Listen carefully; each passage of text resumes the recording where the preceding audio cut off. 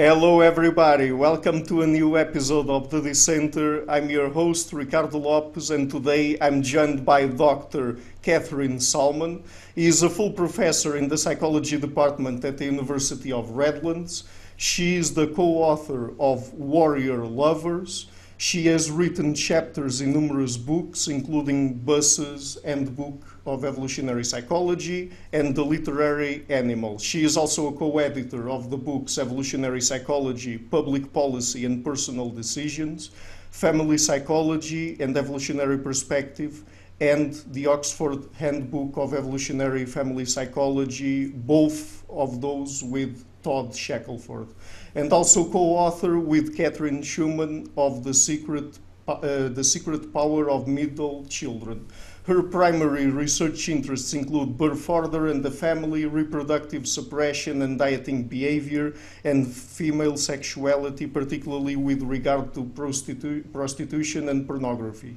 Her interest in pop culture also led to co-authoring a chapter on female wrestling fans and their fantasies in Still Share to the Head, The Pleasure and Pain of Professional Wrestling. So I guess that this interview should be fun.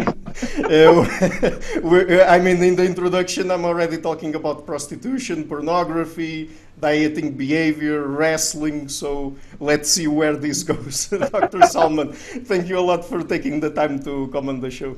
Thank you for inviting me.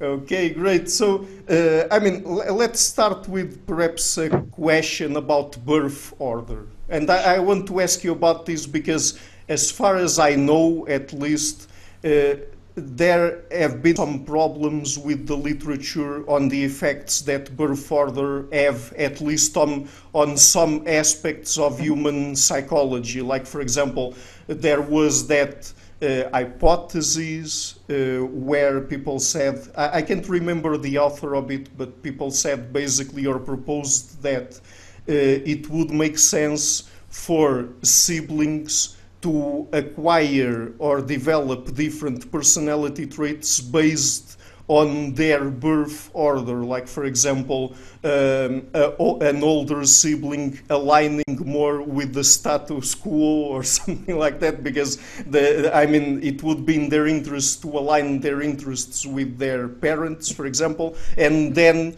a younger sibling, since that niche would already be occupied, to develop other sorts of personality traits, like, for example, higher openness to experience and higher,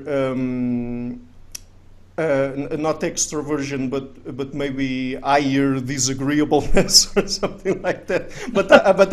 I guess that sort of specific literature has been questioned and it didn't replicate. But in terms of birth order in general, what are the sorts of effects that you have studied? Sure. Okay. So, in general, the things that I've studied actually have not been personality things, actually, because I've been interested in more looking at people's behavior and their attitudes towards family members. And so I've been looking at it from that perspective, and I'll tell you a bit about it in a minute. You were talking about Frank Soloway's niche diversification kind of thing. Yeah, that's right. He very much, a lot of his work was focused on how this would affect personality. And you're right, the personality literature has been all over the place. There have been lots of debates over how you're measuring. Are you doing it right? Are you controlling for family size and all these other variables? And so it is a little bit of a mess at the moment. And we keep seeing studies coming out, and one says one thing and one says another thing. And so I think there are some real challenges. The kind of work that I have done looking at birth order is looking at it as a way of indexing parental investment, in a sense, right? So the idea is that parents have limited resources to invest in their children, and of course ancestrally more limited than we do now, right? Because if you live in a Western population like Southern California, lots of people have lots of resources to invest in their offspring, and they don't have that many. But if you think about the ancestral world, we had a lot more offspring often, we had a lot more decisions to make about which offspring were going to be the best ones to actually invest in. And so birth order in some ways is really just simply a proxy for parental decisions about investment. And maybe those investment decisions are going to go in particular directions. And some of this alludes to what you were talking about with firstborns tending to get a particular amount of time where they're the sort of undiluted recipient of parental attention because they're the only child. And then you have another child comes along, and you have a little bit of a diversification there in terms of parental investment, and then you might have a third or a fourth or whatever. And what my research was mainly focused on was the idea, well, if firstborns tend to have a period of time where they're the sole focus of investment, they will tend to get a little bit more investment than other children. But that also the baby of the family as the last opportunity to invest, also as the last one, they tend to also have a period of time where they may be the only child getting a lot of parental investment. And so that may influence how they see family relationships, their relationships with their parents, and their relationships with their siblings in different ways than it does for the middle child who always has to share, right? They're always in that position of having diluted parental attention, affection, whatever. And so most of my research was looking at how middle children were different from first and last in terms of their attitudes towards family versus looking for social support elsewhere outside the family. So a lot of it was looking at the difference between middles being more peer focused and first and last being more parental focused. And at least in terms of a few studies, some of the work that I did has been replicated in other places, so that always makes me excited. It's always very exciting when somebody can find similar results to what you've looked at. But showing that middle children tend to be more peer-focused and friend-focused, whereas you often see more of a family attachment thing happening with firsts and lasts. And people have looked at it in different ways. Like some of the people look at it in terms of like, okay, well, how much money do people spend on presents for people in their family? Do they spend more or less money on their parents or their siblings? Do they spend more time with their family? Do they stay in more contact? Various different kinds of measures of that. And in general, in studies where they do split them into first, middle, and last, make sure that you have that U-shaped opportunity to look at that difference. You do see middleborns looking different from the other birth orders. Mm-hmm. And I mean, this is one of the things from which sibling conflict stems, right? That in part, at least due to the birth order, parents tend to invest in different ways in different children.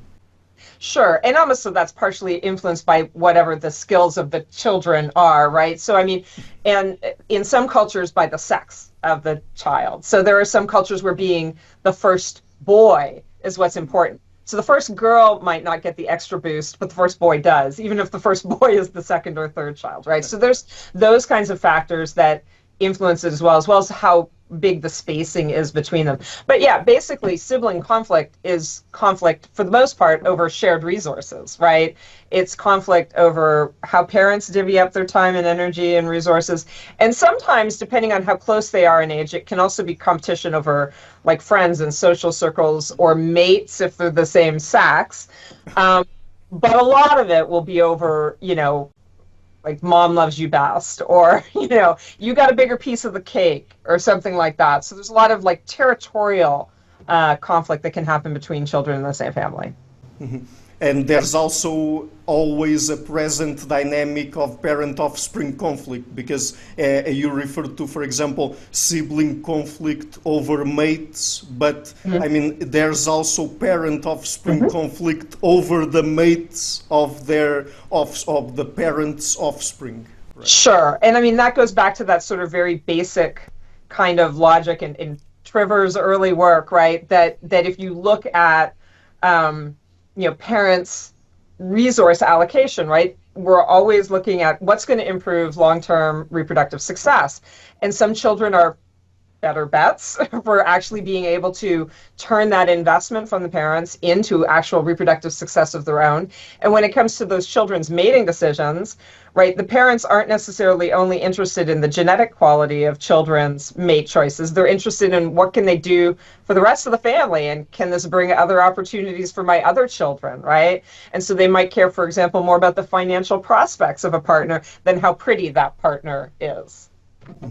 And this connects directly with some basic aspects of evolutionary biology, because I mean it's not only in our own interest to reproduce, but we also want our children to successfully reproduce, and their children's children, and things like that. Because I mean, if we stop at the children, even if we reproduce, then it's also a dead end there. Right, because it's really about, like, if you're thinking about it at that biological level, it's about genetic representation, right? And it's all fine and dandy for your children, for you to invest a lot in them and for them to be successful, but if they don't actually reproduce in turn, it's done. Right? I mean, so if you don't have offspring, then your great genetic combinations, whatever has made you so successful, doesn't get passed down. So there's that interest in your children's and your children's children's reproduction. And then also in your own siblings, for example, children and their reproduction, right? Because there's that inclusive fitness from, your siblings' success. Mm-hmm. So it actually is there's a broad collection of people that you're interested in what they get up to in terms of their success, but also their reproductive success in particular. Yeah, so I guess that since the introduction to the episode, people would prefer for us to start talking about pop culture and sex differences in terms of preferences at the level of arts and entertainment and things like that. But just before we get into that, because recently I released an interview with Dr. Marianne Fisher that was very interesting, trying to connect evolutionary psychology with feminism and feminist studies. I guess that we could start maybe talking about some aspects of female sexuality and mating, like, for example, dieting behavior and anorexia, because there are some hypotheses out there, particularly from evolutionary psychology, as to why and in what circumstances women are led to eat less than they should, let's say, because they want to look prettier. But I mean, what do we know about that from evolutionary psychology? Right. Well, one of the things we know is that it generally doesn't make them prettier to men, right? In that men generally find actually a slightly heavier standard of beauty more attractive than women do. So that if you give men and women the same pictures to look at, women actually prefer a skinnier girl often, especially in Western cultures, than the men actually do. And you can actually, pop culture is a good place to actually see that reflected. That if you look at porn stars, they're extremely curvaceous, right? They may have small waists, but they have big backsides and they have big breasts, right? Which you can't get if you diet yourself into a sort of anorexic state. And that's what men like to look at. So I think that one of the things that that is useful to think about when thinking about issues about reproductive suppression in women and anorexic behavior or dieting behavior in women is that it really isn't about what guys want. Even if the women might be rationalizing it that way, it's not really about that.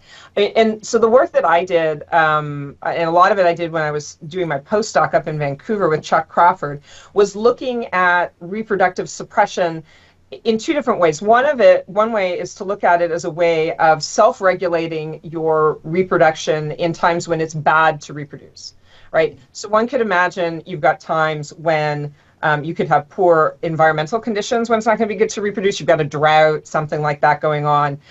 There could be times when there's a lot of other women around who are being very aggressive and competitive, and maybe not a lot of good quality guys around that are going to be helpful in raising offspring. These are all times when it might be useful to not reproduce. And in order to do that in a non-contracepting world, one way of doing that is to reduce your level of body fat so that you're actually not going to be ovulating anymore, right? And you don't have to shove it down that low to really change that ovulatory status. I mean, people who compete at an Olympic level as gymnasts are typically not ovulating because their body fat has dropped below that level. So if we look at that, it's really about, okay, is it a good time to reproduce, and will it be better in the future? Because the other thing is if it's always going to be crappy, you might as well just reproduce now anyways and hope for the best. But if you're in a period of time where you could see a future time when it would be better to reproduce then than now, suppressing reproduction through lowering body weight would be one adaptive way of trying to deal with that problem. The flip of that is that it may also be the case that dominant women in a population might choose to try and suppress the reproduction of subordinate women, right? So you could have situations where really powerful and successful women are the ones who are promoting ideas about what kind of weight is ideal in other individuals in order to make them less attractive and suppress their ovulation, the reproduction, so that they remove some of the competition. So there's a sort of sinister female exploitation aspect that could be going on, but of a mechanism that probably was there ancestrally to allow women in a non-contracepting world to modulate their own reproduction. Now, in the modern world, that may create some particular problems, right? So you could have lots of problems with dominant women suppressing other women. You could also have an excessive amount of signaling that it's not a good time to reproduce. So like, for example, one of the populations that has historically had a lot of trouble with eating disorders are all girls schools, where there's a lot of female competition. And it's not even necessarily competition about boys per se, but it's just about who's got the higher status. And so competition for status has as big an impact on women as any other kind of competition in terms of creating this kind of stress reaction that makes them tend to eat less. You know, it's interesting that at the very beginning of your answer, you refer to the fact that a very skinny body is not really what men prefer, because, I mean, sometimes I have discussions with women because they say, you know, that story about the patriarchy and the beauty standards and things like that, and they say that men nowadays are forcing that sort of body image on women because until recently, particularly in the fashion industry, they imposed sort of those sorts of standards.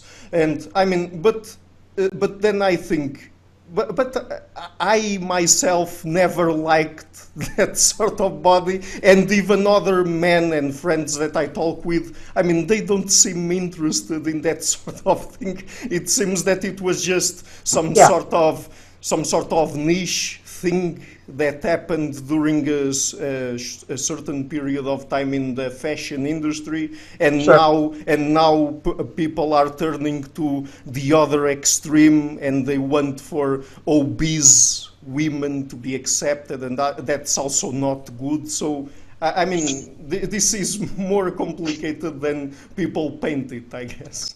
I agree. I mean, I agree. I think that, you know, all of the research that's pretty much out there looking at what men prefer suggests that men prefer a much curvier, like Jessica Rabbit in the cartoon version, but like a much curvier, a Marilyn Monroe style shape, right? Not the really stick straight shape that you get if somebody is dieting to extreme level.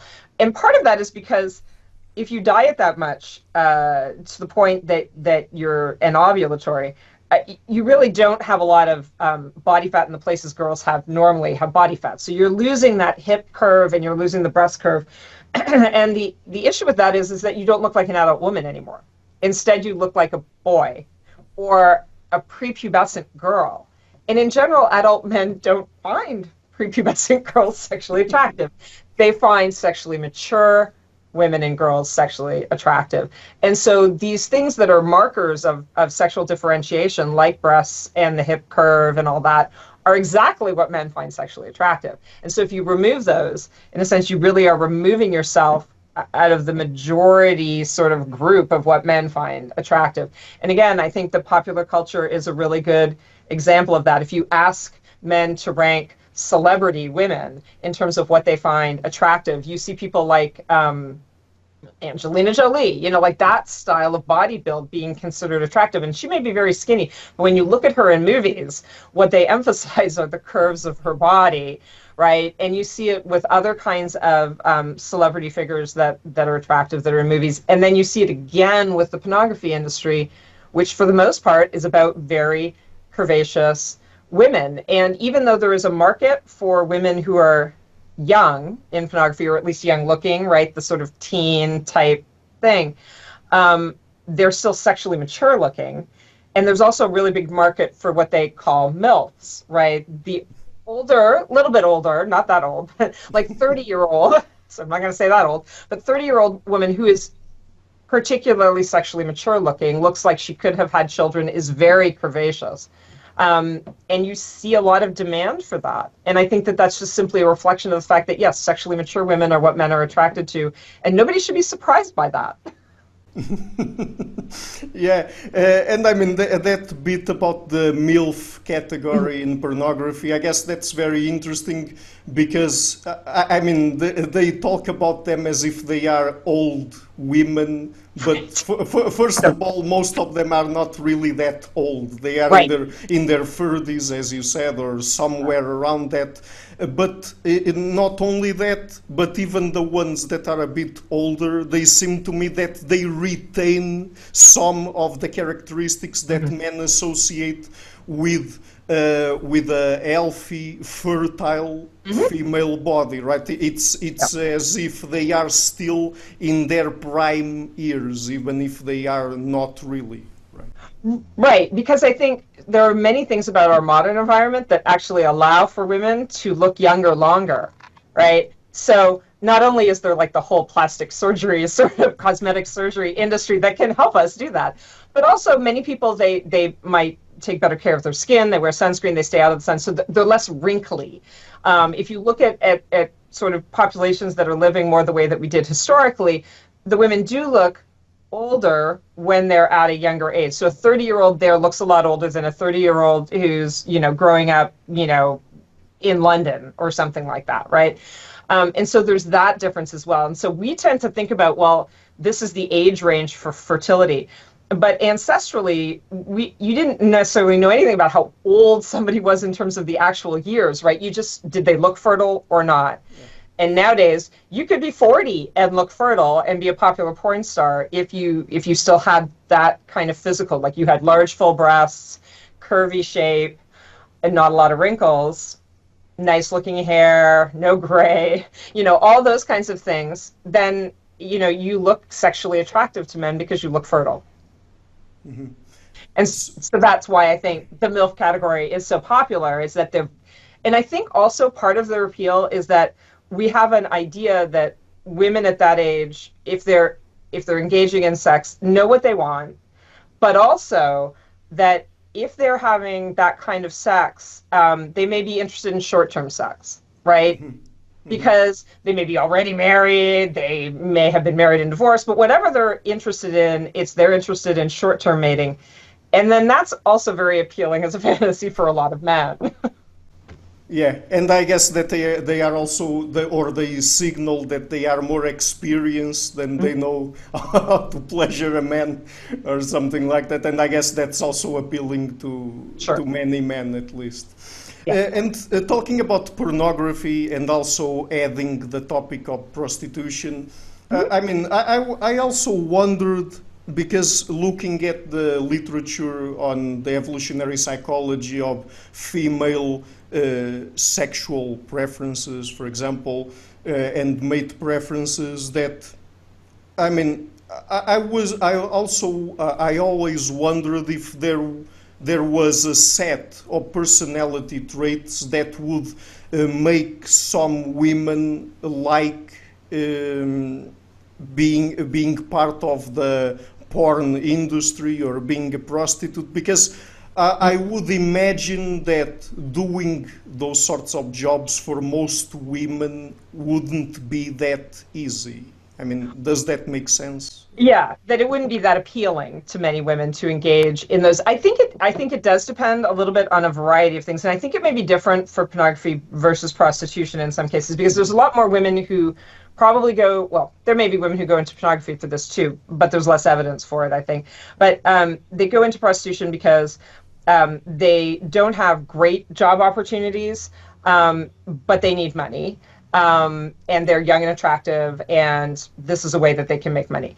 To do it for a long period of time, having lots of sex with lots of different guys, I think that would be really challenging for most women, because most women prefer their sexual relationships to be with one person or maybe a few people, but they tend to like committed relationships, right?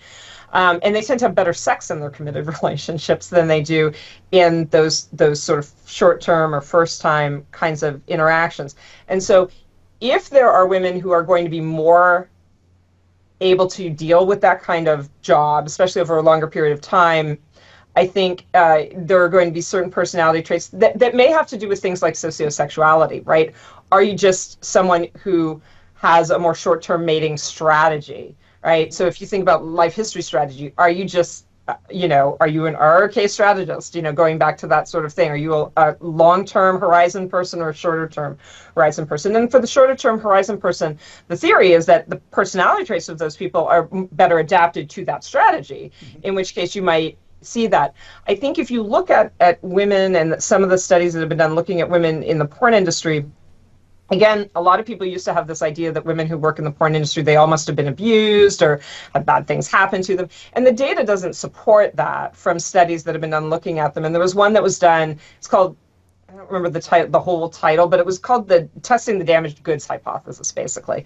And they actually assessed women or interviewed women who were coming into a sexual health clinic that was set up for women in the industry, because of course for a long time in California, women had to, and the men had to go and get tested, right? Because we worry about sexually transmitted diseases in that kind of industry.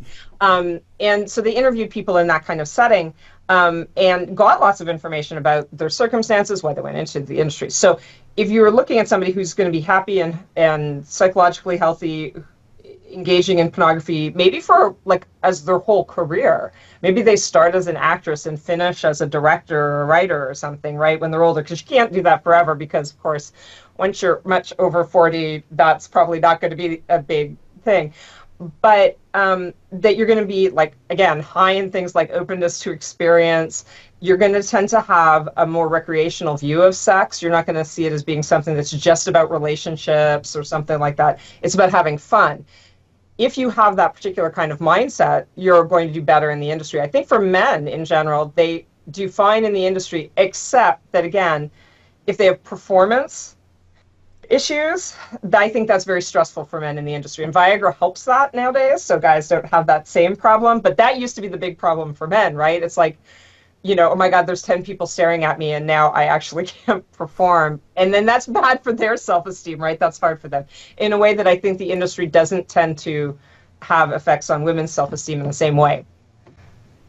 So we're focusing on pornography, and in a sense we're already talking a little bit about pop culture, or at least patterns of consumption for people. And isn't it the case that studying pop culture or what people consume is a more objective way of assessing their preferences than, for example, questionnaires or things like that? Because I would imagine that particularly when it comes to pornography, and even we're going to talk also about romance novels for women and things like that, that it's easy for us to get into what people really want and like without asking them directly, because people might not want to talk about that. Right. I mean, that's one of the challenges of doing survey research, right? Is how honest are people actually being? Are they going to tell you what they really want? And do they know what they really want, right? There's always that concern too. How introspective really are they in terms of understanding that?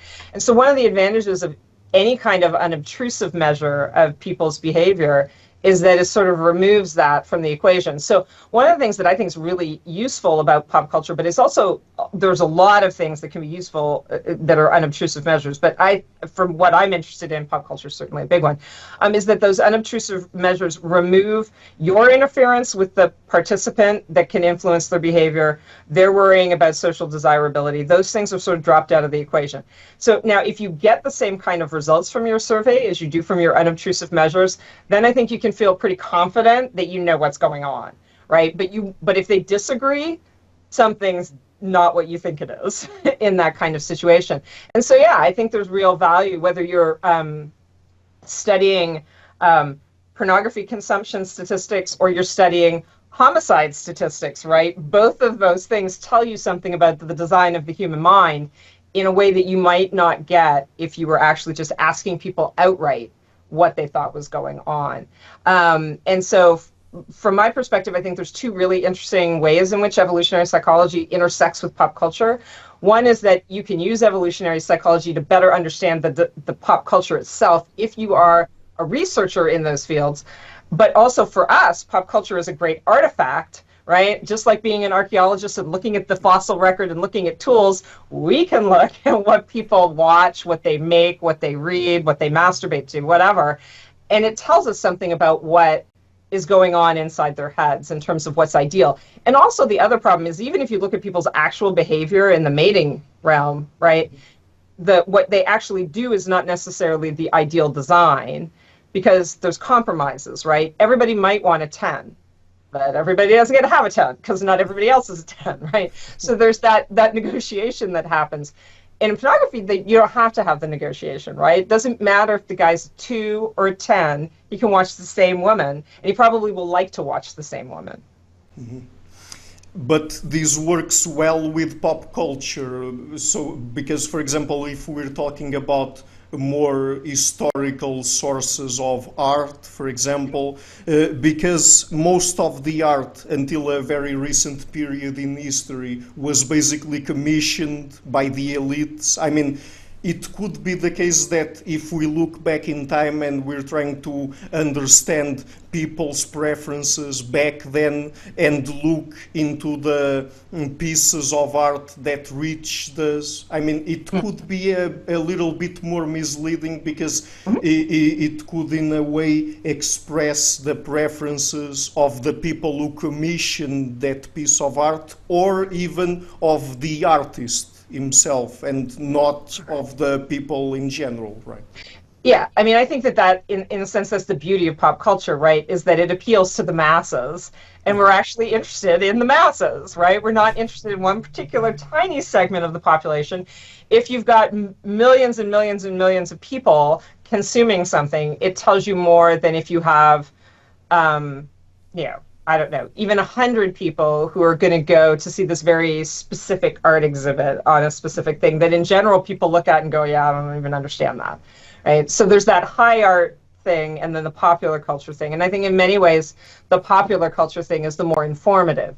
And it's also interesting because it can even allow you to look at sort of differences between subpopulations of people. So you can look at, like, okay, how do our preferences change over time?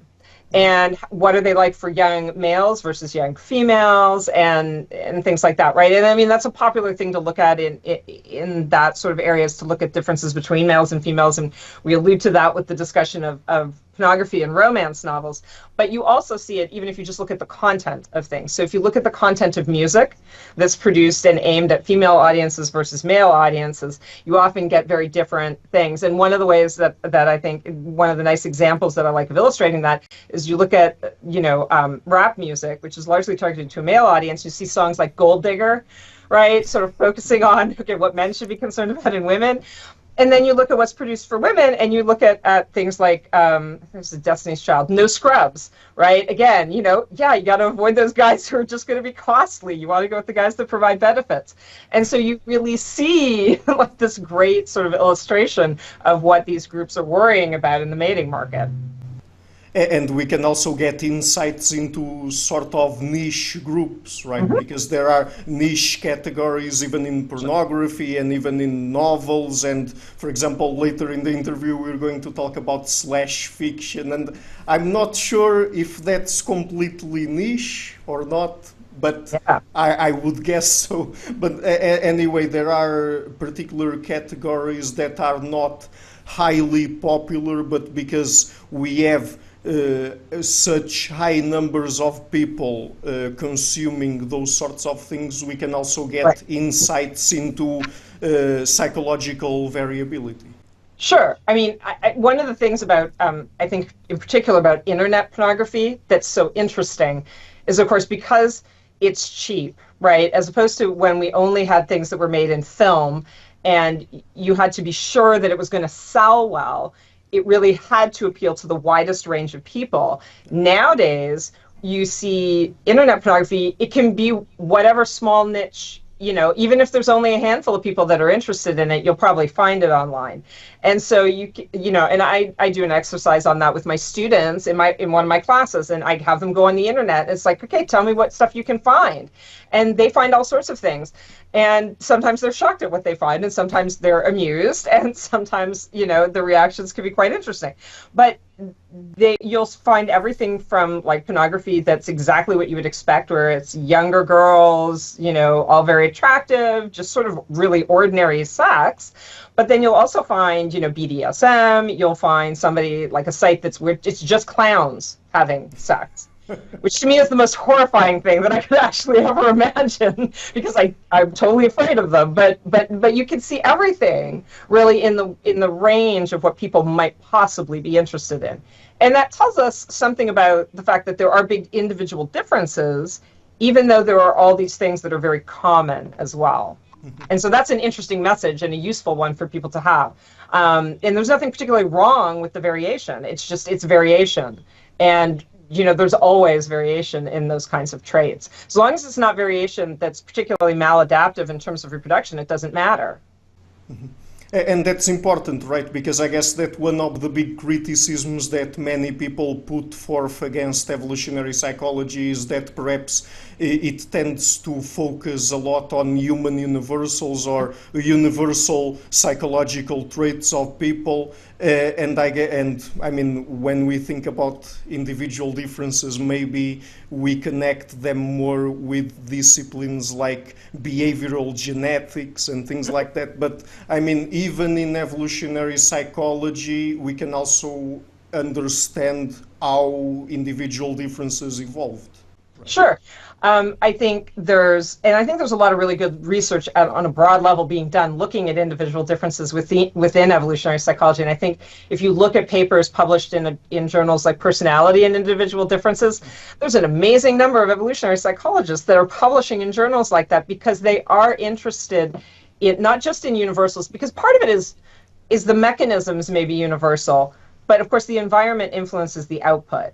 And that's a lot of what the interest is, I think, in looking at individual differences in sexuality, is looking at what ways early environment may be interacting with the mechanisms to produce, some very specialized interests in individuals as they get older, right? Now, some of them do seem sometimes, there may be some that are maladaptive, right? So like if your preference is for having sex with animals, obviously there's a maladaptiveness to that.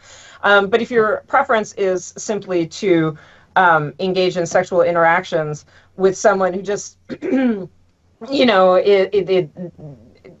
it's very typical. It's just an ordinary, teenage, like the teenage cheerleader kind of thing. But, what you really like to do is, like have her dressed up like a clown, just to pick my least favorite one. While you do that, there's nothing particularly wrong with that. But maybe it was influenced by some early experiences that allowed for you to imprint on the sexuality of clowns.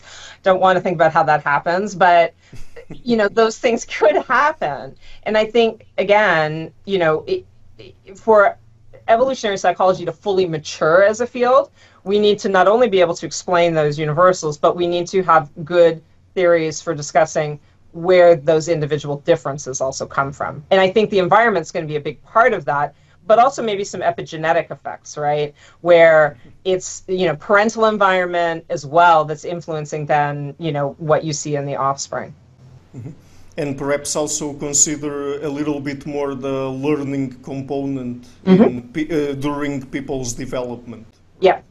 Yeah. I think that those things are probably accounting for a lot of the individual variation that we see that drives things really to the extreme sometimes in looking at sexual behavior, right? Where, if you look at the majority of people, it's really boring and pedestrian. There's nothing interesting about their sexual preferences or their tastes or anything. If you just look, if you could just like look at all of the photography that's out there, most of it's pretty boring.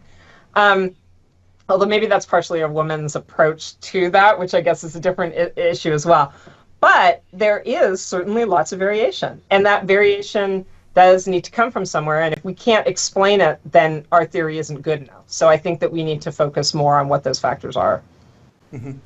Is there any sort of pornography that is popular among women Because I don't know if that exists. I mean, I know that there is feminist pornography that involves a little bit more of romance, let's say, but Sure. I don't know to what extent that is popular among women or not.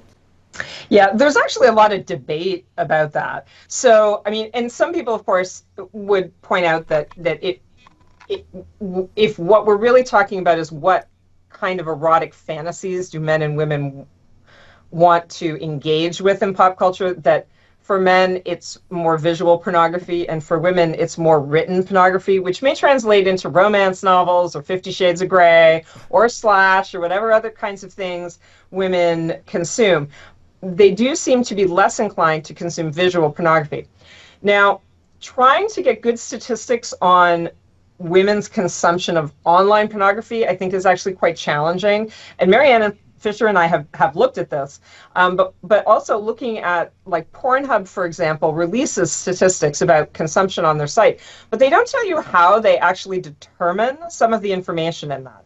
So, for example, they will give you information on the number of women consuming pornography from a particular country versus the number of men. And in most countries, it's much lower.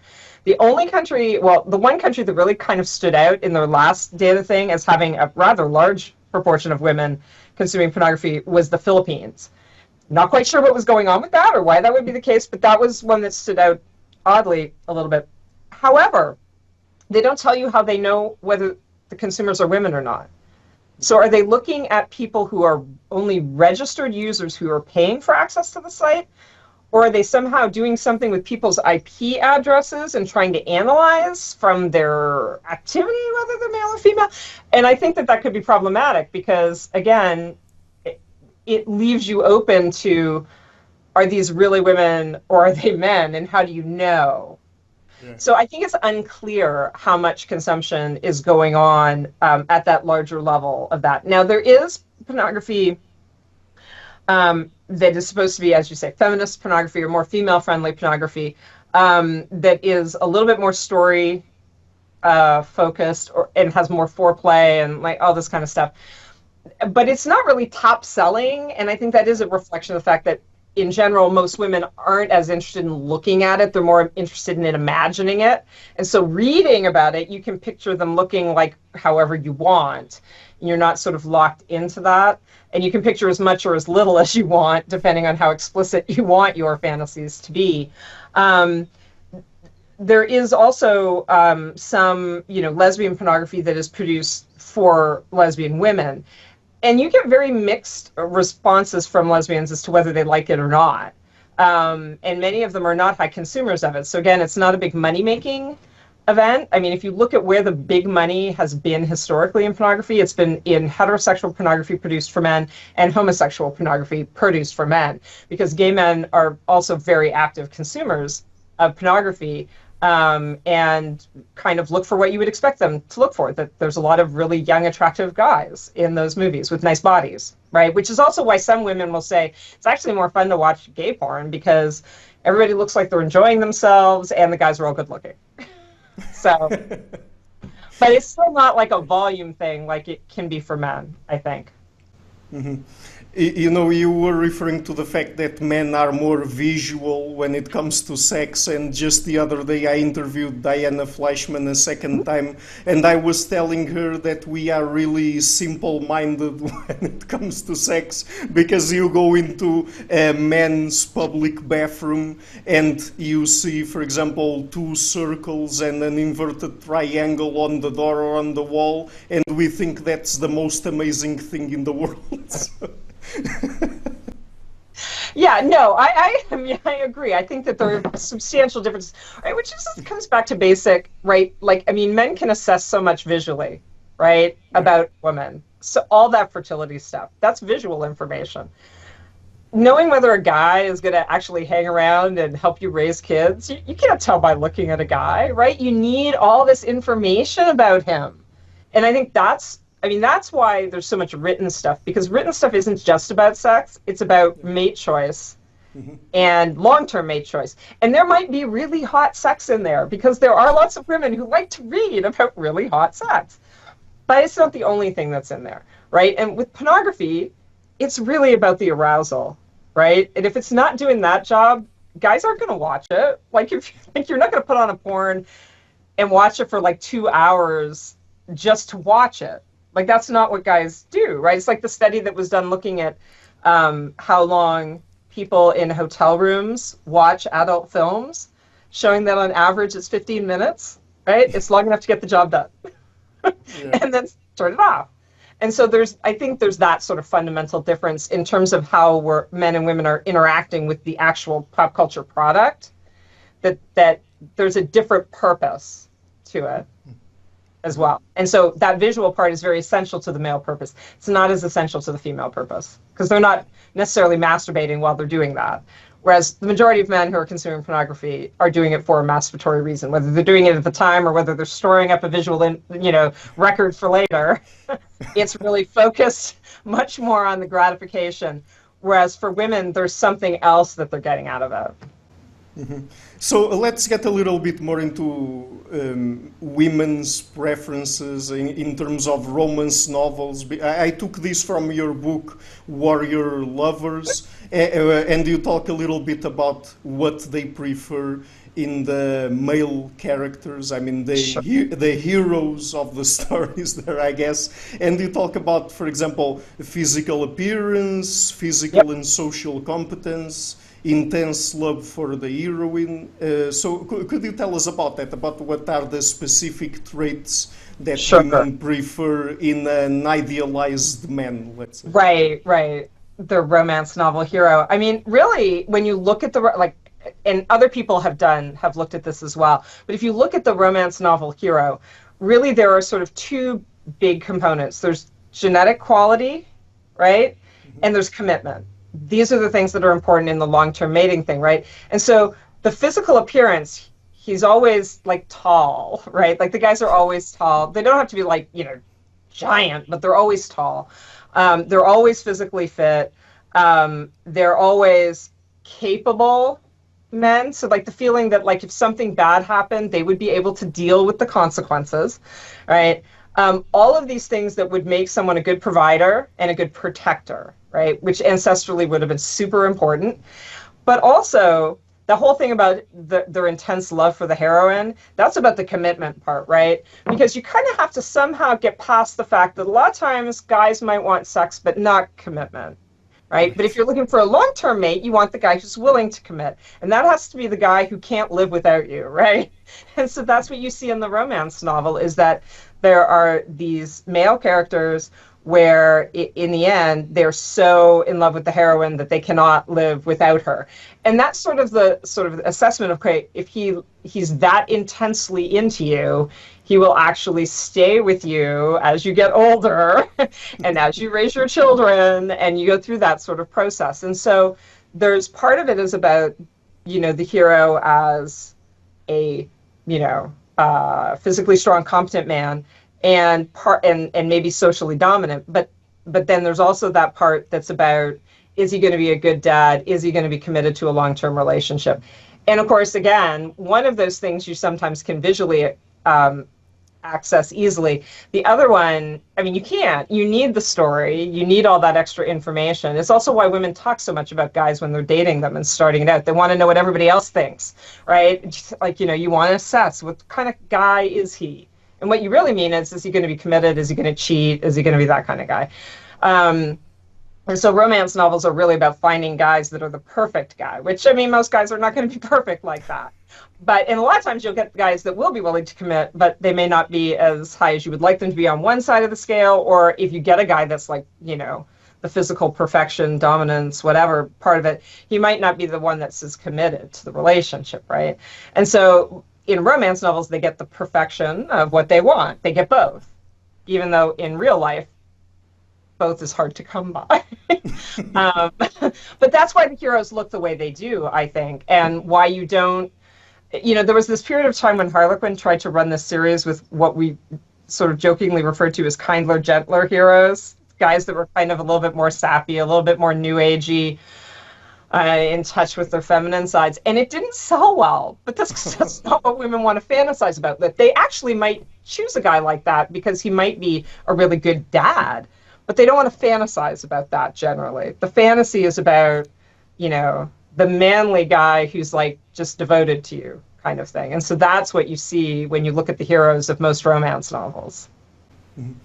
But are you saying that feminists are a bit misled about their own psychology? Because recently there are some feminists that say that they would prefer for men to be more open about their feelings and a little bit more feminine, and for them to cry in front of them when they want and to express their feelings a little bit more. And then there's also the APA guidelines for toxic masculinity. Don't talk to me about those. That's awful, I think, in so many ways. I think that's problematic.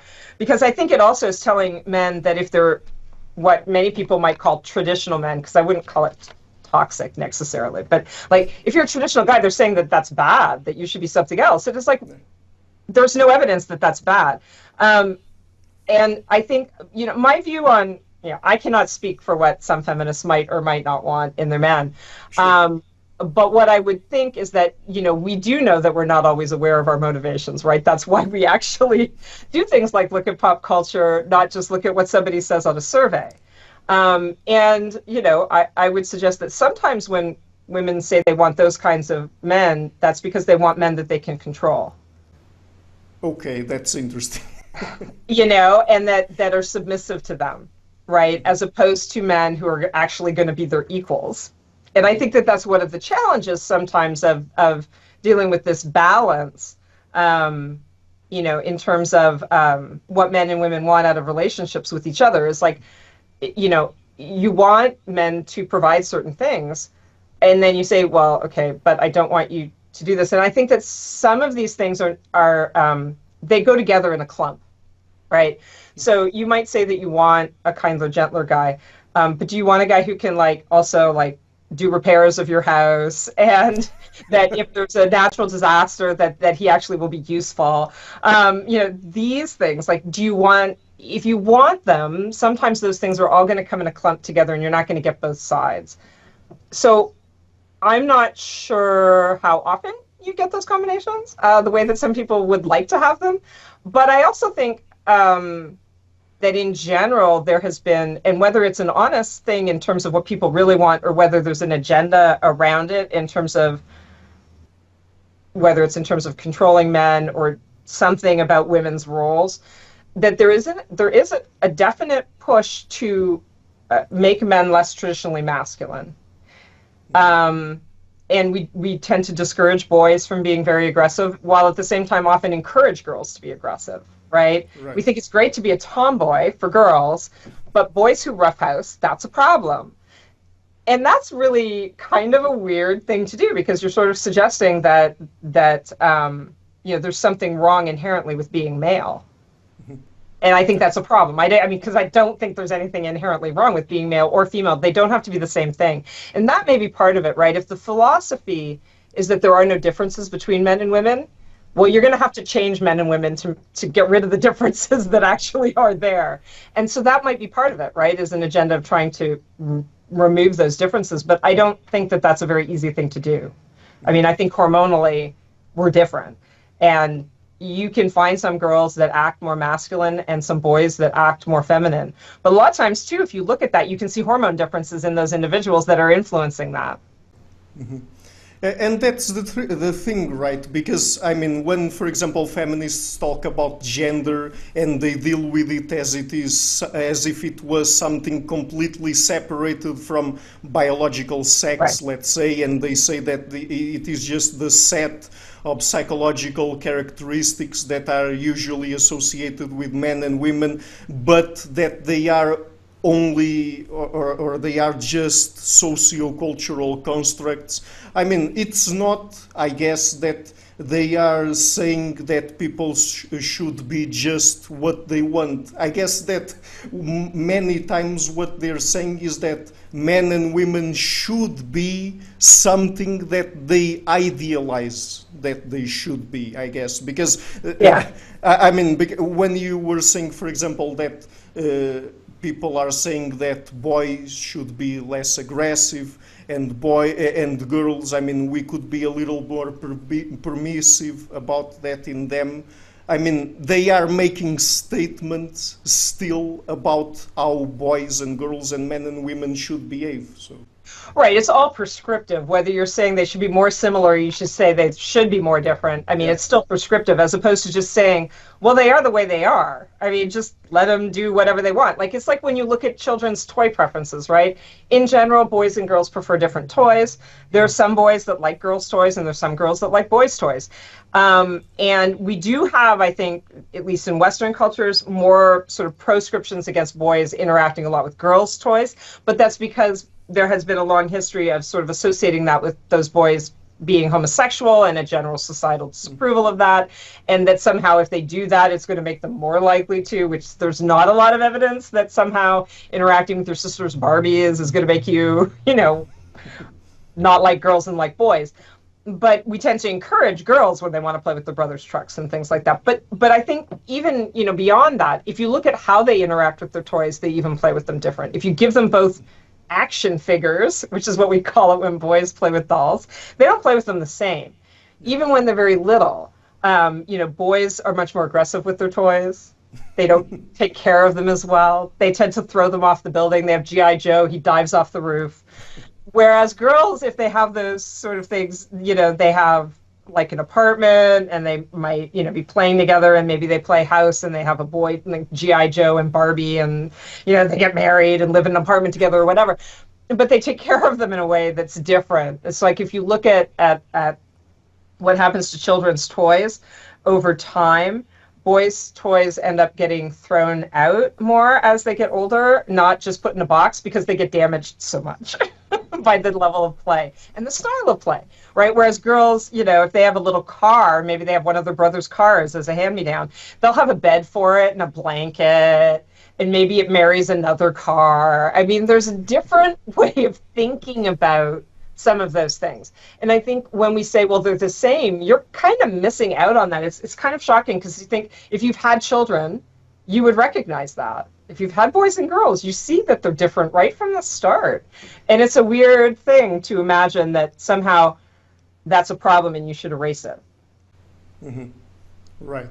So let's just explore one last topic about popular culture. I'm not sure if this is still popular or not, but let's talk about slash fiction. I mean, what's going on there? Why would women be interested in two popular characters, male characters, being together and having a romantic relationship and sex and things like that? Sure. I mean, I think there's actually probably a number of different reasons, and actually it's probably there's more people consuming it now than when Don Symons and I wrote Warrior Lovers. And partially that's because of the internet, right? So it's made this much broader. But one of the most popular erotica sites, or sites where you would read erotic material for women, is actually a fan fiction site called archiveofourown.org, which has slash and non-slash. So it has stories that are not slash. It has heterosexual stuff and it has non-sexual stuff. But it also has an awful lot of slash stories. And that have, in cases, hundreds of thousands of people. There are millions of people who go to that site and read these stories. And so I think that its popularity has probably increased as opposed to decreased. And there could be a couple of reasons for that. I think there's also a greater just acceptance of same-sex relationships, in the sense that, so you may have some people who might have thought it was interesting because they thought the guys were attractive, but they were kind of like, I don't know about that because I don't approve of that. And there's some changes in that. But I think that, some of the reasons for liking it, typically both of the guys are guys that women think are attractive. Mm-hmm. I think that there are aspects of the romantic part of the relationship, the way it's conceived in those stories, that solve some of the problems of romance novels better. And by that I mean they're usually friends first and then lovers, right? So there's a solidity to the relationship that may not be there when you just meet somebody in a bar and hook up. But also that they tend to be super interdependent. They work together. They have these relationships often where They really rely on each other. They have these long histories of attachment, all things that to women signal this person's going to be there forever. And you can't probably pick a better female fantasy in some sense other than that, right? That's sort of, this person loves me so much that they will never leave, right?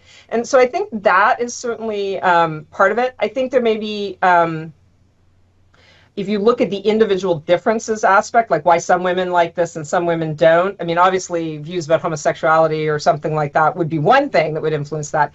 But also I think if you find the fantasy of being, as we put it, a co-warrior, more exciting than being the damsel in distress, you might find a slash story appealing in that sense, because they're usually both warriors, right? And one of the sort of examples that I've used a lot in recent stuff that I've been writing, including a book chapter that I just finished writing with Becky Birch about this kind of stuff for a book that Joe Carroll's putting out. We look at the Marvel universe, and we look at Captain America and the Winter Soldier, right? Bucky Barnes. Like, if you look at the arc of those movies, you start with the first movie with one of them saying to the other, "I'm with you. I'll be with you to the end of the line." And then after 7 years of brainwashing, having that said back to him removes 70 years of brainwashing, and everything's fine, and he remembers the other guy and his life before. And then the other one risks everything to try and save him and protect him. And so that sort of idea that you've got a relationship that would last through all sorts of things like that, I think is very appealing to women. And then the fact that the two guys in that case and in many other cases are really attractive men, well, they're both appealing to imagine in that kind of context. So in some ways it may be analogous to men finding in pornography two women together as something that's very exciting to imagine, that women thinking about this intense relationship between two really attractive men can be very appealing to imagine as well.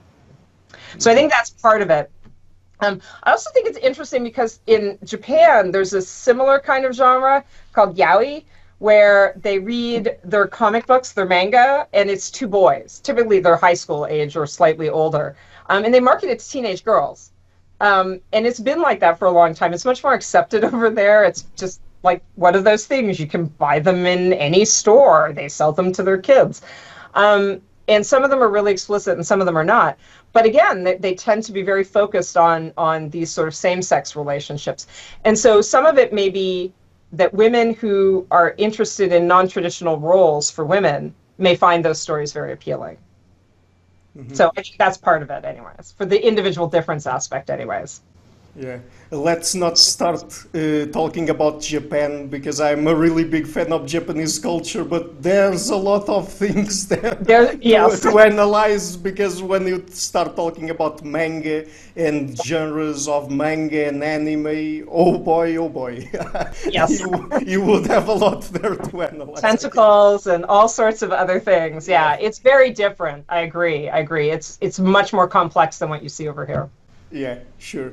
Okay, so before we go, would you like to tell us about your upcoming book with Barry? I hope I don't butcher his last name, because I'm not sure how it's pronounced. Is it Kule or Kule? Yeah. Kule. Barry Kule. Yeah. On the origin of the evolution revolution, conversations with the pioneers of evolutionary biology, anthropology, and psychology. Sure. Well, we're hoping to have it wrapped up and out and available for people to buy by next year. So it basically, the concept behind the book originated with a conversation that Barry and I had at a Human Behavior and Evolution Society meeting, where we were sort of commiserating over the fact that we'd had some major figures in the field, like Margot Wilson, pass away, and that young people in the field would have never heard them give a lecture or have a sense of what their personality was like, even if they'd read the research. And so we decided that we were going to try and do this project where we would go and interview various luminaries and major figures in the field and record the interviews, make them available for people to look at. And then we sort of came up with this idea of collecting all of those interviews, plus some additional ones that we later did with people who were part of the field, but not people who were is closely involved in the society. So people like Dawkins and Dan Dennett. And take those interviews, give them a context of references and documentation, and then put them together in a book with a little bit of an overview of the field and where we think things are going from now.